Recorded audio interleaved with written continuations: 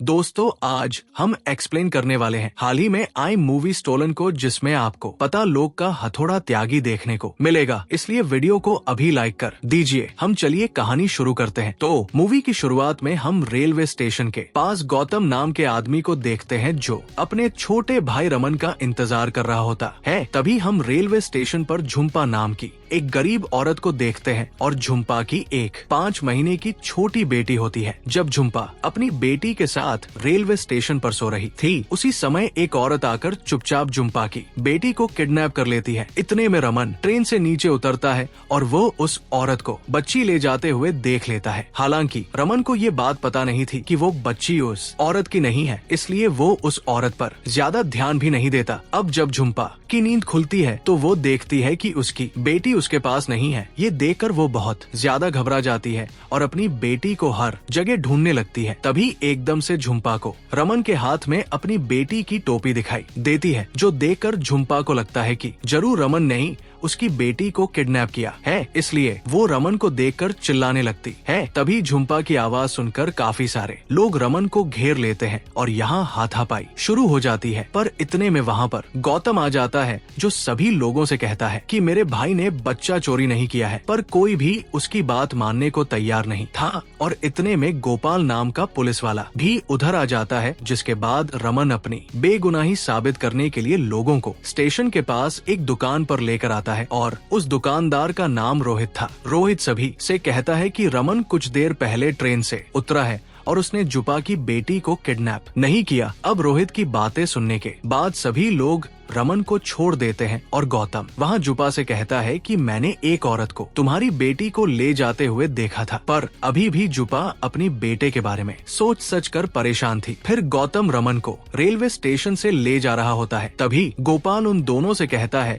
कि जब तक पुलिस तुम्हारा बयान नहीं ले लेती तब तक तुम दोनों घर नहीं जा सकते। ये सुनकर गौतम काफी ज्यादा टेंशन में आ जाता है, क्योंकि आज गौतम के घर पर बहुत बड़ा फंक्शन था और उन दोनों को वो फंक्शन कैसे भी अटेंड करना था। दूसरी तरफ झुम्पा रोते हुए कॉल पर अपनी बहन से कह रही थी, अगर मुझे अपनी बेटी नहीं मिली तो मैं अपनी जान दे दूंगी। तब रमन झुम्पा की सारी बात सुन लेता है और उसे झुम्पा पर काफी दया आ रही थी। फिर रेलवे स्टेशन पर गौतम को उसकी पत्नी का कॉल आता है, जो कहती है कि तुम लोग घर कब आ रहे हो। इस पर गौतम कहता है कि तुम टेंशन मत लो, हमें थोड़ा समय लगेगा पर हम पहुँच जाएंगे। इतना कहने के बाद गौतम कॉल काट देता है। फिर झुम्पा रेलवे स्टेशन पर सभी लोगों से अपनी बेटी के बारे में पूछने लगती है और थोड़े टाइम बाद पंडित जी नाम का एक कांस्टेबल रमन और गौतम से बयान ले रहा होता है। तभी झुम्पा को रेलवे स्टेशन पर रोहित दिखाई देता है, जो किसी औरत से बच्चे के बारे में बात कर रहा था। तब झुम्पा चुपके से रोहित की सारी बात सुन लेती है और यहाँ झुम्पा को पता चलता है कि रोहित और उस औरत ने मिलकर किडनैपिंग का प्लान बनाया था। ये सुनते झुम्पा रोहित को पकड़कर पुलिस के पास लेकर जाती है, लेकिन रोहित तो झूठ कह देता है कि मैंने कोई बच्ची नहीं चुराई, ये औरत पागल हो गई है। पर जब पुलिस रोहित का फोन चेक करती है तो उन्हें रोहित के फोन में उसी औरत का नंबर मिलता है। ये देखकर पुलिस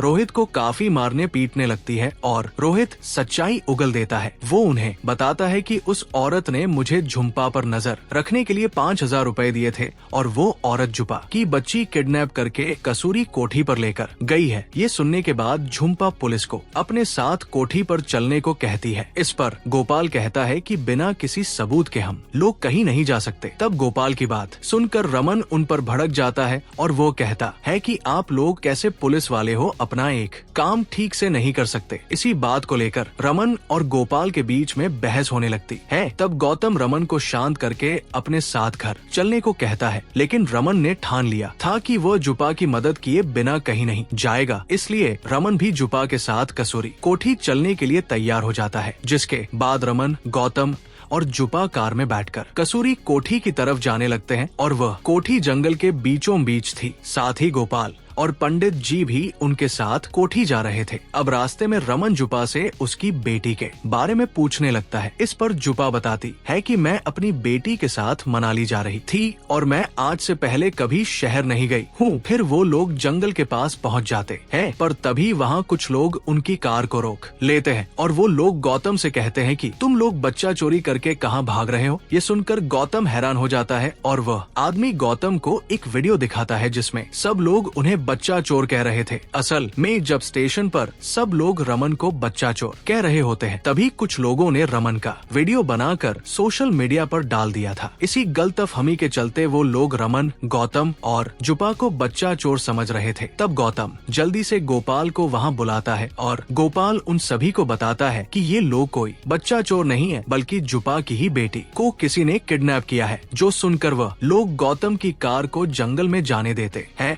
और कुछ समय बाद गौतम, रमन और जुपा कोठी पर पहुंच जाते हैं। वहां ये लोग अंदर जाकर उस औरत को ढूंढने लगते हैं। दूसरी तरफ हम गौतम को देखते हैं जो कोठी के बाहर ही उनका इंतजार कर रहा होता है। यहाँ काफी ढूंढने के बाद उन्हें वो औरत कोठी में दिखाई देती है, जो पुलिस को देखकर वहां से भागने लगती है और वो सभी उस औरत का पीछा कर रहे थे। लेकिन जैसे ही वो औरत गौतम के सामने से भाग रही होती है, तभी गौतम उस औरत को रोकने के लिए उसके ऊपर लकड़ी फेंककर मारता है, जिसकी वजह से वो औरत सीधा एक गड्ढे में जाकर गिरती है और इतनी ऊंचाई से गिरने के कारण उस औरत की वही मौत हो जाती है। इसके बाद गौतम बहुत डर जाता है और उसने कभी सोचा नहीं था कि उसके हाथों किसी का खून हो जाएगा। साथ ही गोपाल भी गौतम के ऊपर काफी चिल्लाता है, क्योंकि उस औरत के जरिए ही जुपा की बेटी का पता लगाया जा सकता था। तब रमन उसे दिलासा देता है कि तुमने ये सब जानबूझकर नहीं किया है और तुम चिंता मत करो, मैं सब संभालूंगा। फिर वह लोग दोबारा से उस कोठी के अंदर जाते हैं और वहाँ जुम्पा को एक डायरी मिलती है, जो जुम्पा चुपचाप अपने पास रख लेती है। इतने में गोपाल को अपने सीनियर ऑफिसर का कॉल आता है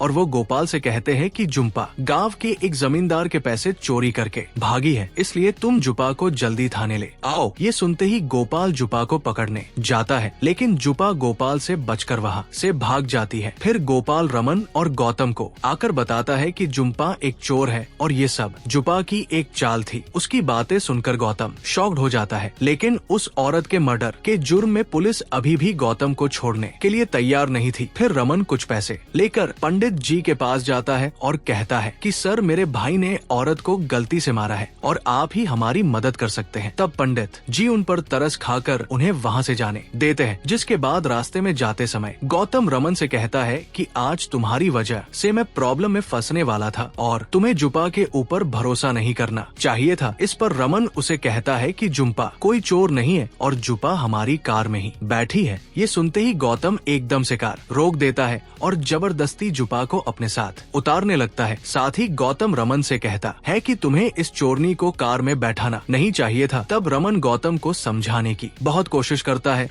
और जुपा भी गौतम से कहती है कि मैं कोई चोर नहीं हूँ और मुझे फंसाए जा रहा है, लेकिन गौतम उसकी बात सुनने को तैयार नहीं था। फिर रमन गौतम से कहता है कि मैं जुपा की मदद जरूर करूंगा और तुम्हें उस दिन दूसरे का दर्द पता चलेगा जिस दिन कोई तुम्हारा अपना तुमसे दूर जाएगा। और एक तरह से रमन ने ये दर्द सहा था। यहाँ हमें पता चलता है कि रमन एक लड़की से बहुत प्यार करता था, पर एक एक्सीडेंट में उस लड़की की मौत हो गई थी, इसलिए रमन जुदाई का दर्द जानता था। तब गौतम भी रमन की बातों से बहुत इमोशन हो जाता है और वो रमन के कहने पर जुम्पा की मदद के लिए मान जाता है। फिर जुम्पा उन्हें बताती है कि उस डायरी में अच्छेलाल नाम के एक आदमी का नाम लिखा है और अच्छेलाल रिहब सेंटर नाम के एक जगह पर काम करता है, इसलिए वो लोग जल्दी से बंसोला नाम के गांव की तरफ जाने लगते हैं, क्योंकि उसी गांव में रिहब सेंटर था। फिर कुछ देर के सफर के बाद वो लोग गांव में पहुंच जाते हैं और उधर रमन कुछ लोगों से रिहब सेंटर के बारे में पूछ रहा था, पर वहाँ के लोग गौतम और रमन को देखकर काफी भड़क जाते हैं। यहाँ हमें पता चलता है कि उस गांव के लोगों ने भी वो बच्चा चोर वाला वीडियो देखा था और उन्हें भी बाकी लोगों की तरह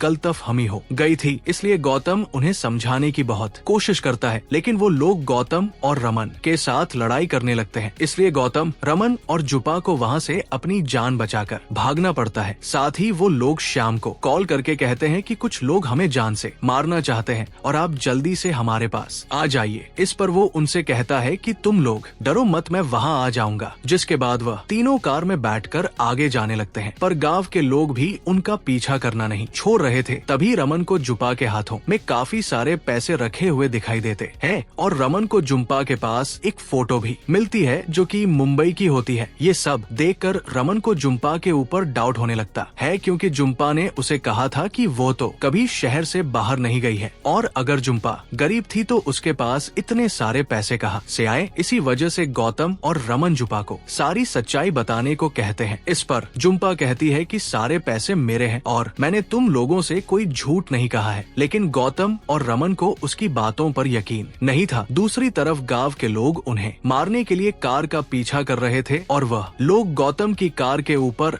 हमला भी करते हैं। उसी हमले में रमन काफी ज्यादा घायल हो जाता है। फिर गौतम अपनी कार तेजी से भगाता है और कुछ दूर आने के बाद गौतम एक जगह अपनी कार रोक देता है। वहाँ वो जुम्पा से कहता है कि तुम हमें पागल बना रही हो और वो बच्ची भी तुम्हारी नहीं है ना? ये सुनकर जुम्पा अपनी बेटी की सौगंध खाकर कहती है कि वो बच्ची मेरी बेटी है और एक माँ अपनी बेटी की कभी झूठी सौगंध नहीं खा सकती। यहाँ जुम्पा की आंखों के आंसू साफ साफ सारी सच्चाई बयान कर रहे थे, इसलिए उन दोनों को जुम्पा के ऊपर विश्वास हो जाता है। इतने में कुछ लोग दोबारा से उन पर हमला करते हैं, लेकिन गौतम और जुपा मिलकर उन लोगों को मारकर भगा देते हैं। वह रमन की हालत भी काफी ज्यादा खराब हो रही थी, जो देखकर गौतम बहुत घबरा जाता है। फिर गौतम कार लेकर हॉस्पिटल की तरफ जाने लगता है, पर गांव के बीचों बीच उनकी कार खराब हो जाती है और अभी भी गांव के लोग उन्हें हर जगह ढूंढ रहे थे। तब वो तीनों सभी लोगों से बचकर एक बड़े से घर में जाकर छुप जाते हैं और उधर रमन के शरीर से खून निकल रहा था। अब यहाँ उन तीनों का घर से बाहर जाना खतरों से खाली नहीं था, मगर झुम्पा हाथ पर हाथ रखकर नहीं बैठ सकती थी, क्योंकि उसे कैसे भी करके अपनी बेटी को ढूंढना था। इसलिए झुम्पा फैसला करती है कि वो अकेले बाहर जाकर रिहब सेंटर का पता लगाएगी और वह अकेले ही चल देती है। वही गौतम देखता है कि रमन की हालत धीरे धीरे और खराब हो रही थी और गौतम अपनी आंखों के सामने अपने भाई को मरता हुआ नहीं देख सकता था। इसी वजह से वो भी डॉक्टर को बुलाने के लिए घर से बाहर चला जाता है। अब गौतम छुप छुप कर डॉक्टर को ढूंढ रहा था, पर उसी समय गांव के लोग गौतम को देख लेते हैं और वो लोग गौतम को पकड़कर बुरी तरह से मारने लगते हैं। फिर वो गौतम को पूरे गाँव में घसीटते हुए ले जा रहे थे और गौतम चलने की भी हालत में नहीं था। यहाँ हम रमन को देखते हैं, जिसके मुँह से खून निकल रहा होता है, पर रमन कैसे भी अपने पैरों पर खड़ा होकर घर से बाहर आता है और वो हर जगह पानी की तलाश करने लगता है। हालांकि रमन को अपनी प्यास बुझाने के लिए कहीं भी पानी नसीब नहीं हो रहा था। तभी पंडित जी आकर देखते हैं कि गांव के लोग गौतम को मार रहे हैं, तो पंडित जी उन्हें रोकने की बहुत कोशिश करते हैं, पर गांव के लोग पंडित जी की बात भी नहीं मान रहे थे। इसलिए पंडित जी जल्दी से बाकी ऑफिसर्स को बुलाते हैं और वो ऑफिसर्स मिलकर उन गाँव वालों को शांत करते हैं। फिर पुलिस गांव वालों को बताती है कि गौतम कोई बच्चा चोर नहीं है। ये सुनकर गांव वालों को खुद की हरकत पर शर्म आने लगती है, क्योंकि वो लोग बिना सच्चाई जाने गौतम को मार रहे थे। जिसके बाद गौतम जल्दी से पुलिस के साथ रमन के पास जाने लगता है, पर वहाँ घर में गौतम को रमन कहीं भी दिखाई नहीं देता और काफी खोजबीन करने के बाद उन्हें रमन मिल जाता है,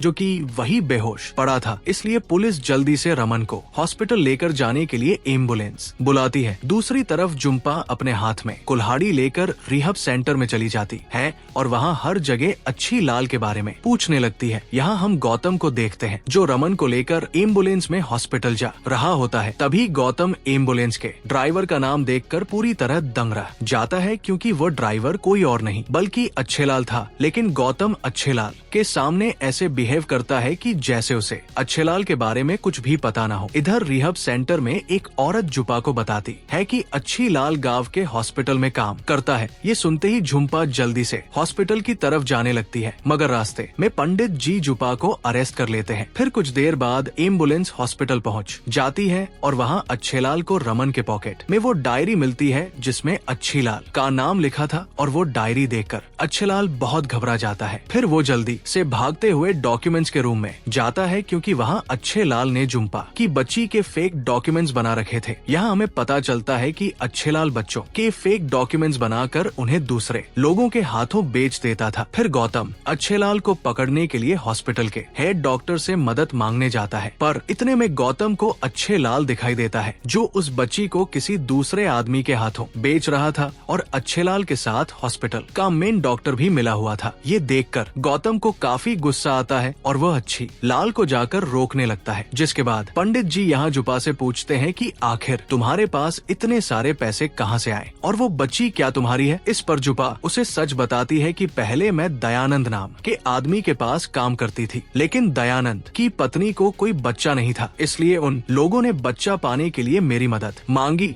और मैंने हाँ कह दिया। मगर किस्मत से जुपा को एक के बदले दो बच्चे हो गए थे। तब जुपा ने अपना पहला बच्चा दयानंद को सौंप दिया और दयानंद ने उसे काफी सारे पैसे भी दिए। वही दूसरी बच्ची जुम्पा ने ही रख ली थी। फिर जुपा बता दे कि दूसरी बेटी को अच्छी लाल ने किडनैप किया है और जुम्पा ये सारी बातें बताकर इमोशन हो गई थी। तब पंडित जी को भी उस पर दया आती है और वो जुपा की मदद करने का वादा करते हैं। यहाँ गौतम सभी लोगों को अच्छे लाल की असलियत के बारे में बता देता है और वह सबसे कहता है कि वो बच्ची अच्छे लाल ने चोरी की है। ये सुनकर सभी लोग अच्छे लाल को बहुत बुरी तरह मारने लगते हैं। तभी उधर पंडित जी और जुम्पा भी आ जाते हैं और इतनी सारी मुसीबत झेलने के बाद जुपा को आखिरकार उसकी बेटी मिल जाती है, जिससे उसे चैन की सांस आती है। यहाँ गौतम भी जुपा के लिए बहुत ही ज्यादा खुश होता है। वही रमन की हालत भी पहले से बेहतर हो गई थी और अब पंडित जी ने उस डॉक्टर और अक्षय लाल को अरेस्ट कर लिया था। यहीं पर ये मूवी खत्म होती है। दोस्तों, आपको ये मूवी कैसी लगी हमें कमेंट में जरूर बताइएगा और इसके अलावा आप कौन सी मूवी का एक्सप्लेनेशन चाहते हैं वो भी कमेंट कीजिएगा। बाकी अगर आपको हाल ही में आई ये कमाल की मूवी देखनी है तो आप ये वीडियो देख लीजिए।